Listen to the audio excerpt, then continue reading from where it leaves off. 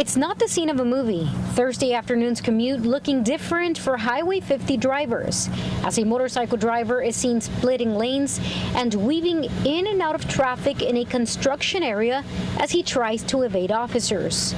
A dramatic and unsafe response shared some Sacramento residents. It feels like a lot to get into a chase with somebody over a license plate issue, a blinker, like brake light out. Those feel like definitely like over dramatic, over proportional responses. Yeah. That I don't understand, because you do put people in danger doing that. I don't know what the protocol is for that. The pursuit started in East Sacramento after a motorcycle driver failed to stop for not having a license plate. A CHP spokesperson tells KCRA that it was discontinued. Then, the Sacramento County Sheriff's Office Star Air Support located the motorcycle driver and followed them on Highway 50 heading into South Sacramento. That's when 2 units on the ground attempted to get behind the motorcycle. In cases like these, spokesperson Mike Carrillo says they sometimes write warrants and then apprehend the individuals at a later date.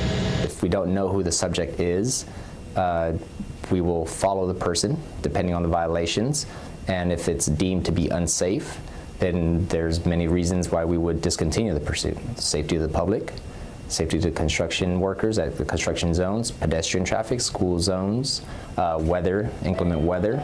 Carrillo says their aerial support helps them back away and provide more safety to the public. We utilize our aircraft to get overhead over the pursuit, which allows our officers to back away, which makes it safer for the public. Our greatest concern is always for safety, the safety of the CHP officers, the safety of the public, and the safety of the violator as well. But those safety measures were not followed on Thursday.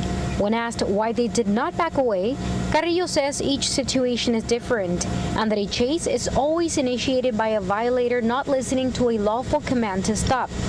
Ultimately, supervisors are going to decide when to discontinue a pursuit. While some believe that not having a license plate is not enough to continue a chase, one resident has a different thought. I think if the bad guys know they're not going to be chased, then it'll happen more often that they'll get away with whatever they're getting away with. But I don't know the ratio of innocent people being harmed in these high-speed chases. Marisela de la Cruz, KCRA 3 News. And the CHP says that they have quarterly trainings on pursuits and public safety.